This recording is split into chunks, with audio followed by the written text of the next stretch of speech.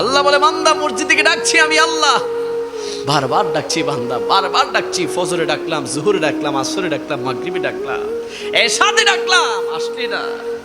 দুনিয়ার এই চন্দনাইশের এমপি সাহেব জনাব মোহাম্মদ জসিমউদ্দিন, তিনি যদি কারো মোবাইলে কল দেয়, কই আসো, আসো না আমার অফিসে কথা আছে, এমন কোন চন্দনাইশের বাপের বেটা নাই যে ঘরে বসে থাকবে, ঠিক কিনা?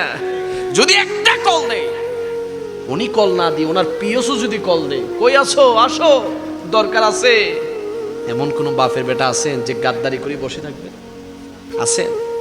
চন্দনাইশ থানা থেকে, 2000 থানা থেকে যদি কেউ কল দেয়, ওসি সাহেব এই রহিম মিয়া আপনার নামে অভিযোগ আসছে, আসেন, আপনার সাথে কথা আছে, তাড়াতাড়ি আসেন থানাতে।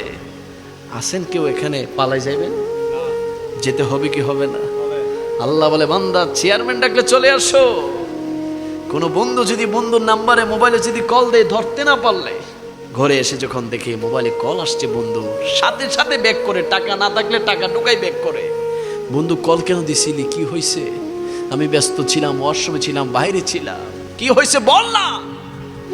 আল্লাহ বলে বন্ধু কল দিলে পাগল হয়ে যাও, নেতা কল দিলে দূর মারো, আর আমি রব্বুল আলামিন তোমাকে দৈনিক 5 বার মসজিদ থেকে মাইক দিয়ে বারবার তোমাকে ডাকলাম, আই বান্দা, আমি আল্লাহ তোকে ডাকছি, আমি আল্লাহ তোকে মায়া করে, দয়া করে, ভালোবেসে বানিয়েছিলাম রে বান্দা, আই না, আমি আল্লাহকে একটু সিজদা দে, তোর কি লাগবে আমি আল্লাহকে একটু বল, আমি আল্লাহর কাছে বল, আমি আল্লাহ দেওয়ার জন্য অপেক্ষায় আছি।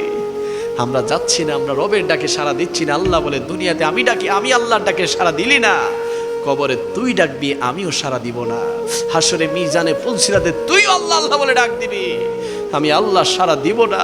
এই জন্য দুনিয়াতে, কবরে, হাসরে মিজানে যদি আল্লাহকে রাজি করতে চান, আল্লাহকে যদি পেতে চান, দুনিয়াতে আল্লাহর ডাকে সাড়া দেওয়ার দরকার আছে না নাই? আওয়াজ বলে আছে না নাই? অনেকে বলে নবী সুপারিশ করবে আমাদের জন্য, আমাদের পীর সাহেব সুপারিশ করবে। আপনার মতো বেনামাজির জন্য আমার নবী কখনো সুপারিশ করবে? আপনার মতো বেশরম লজ্জাহীন বান্দার জন্য আমার নবী কখনো সুপারিশ করবে না। আমার নবী সুপারিশ করবে 1 কোটি বার সত্য, আমার নবীর শাফাত 1 কোটি বার সত্য, তবে আমার নবীর সুপারিশ হবে নেককারদের জন্য। যদি বলি সুবহানাল্লাহ। প্রস্রাব করে পানি নেন, আপনি নবীর সামনে কেমনে দাঁড়াবেন?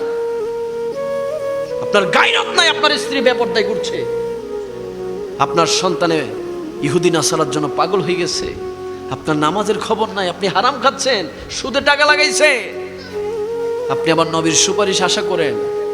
আপনি হচ্ছেন বেশরম, বেলজ্জা। এজন্য আমরা 5 ওয়াক্ত নামাজ পড়ে নবীর সুপারিশ আশা করব ইনশাআল্লাহ। আওয়াজে বলি ইনশাআল্লাহ।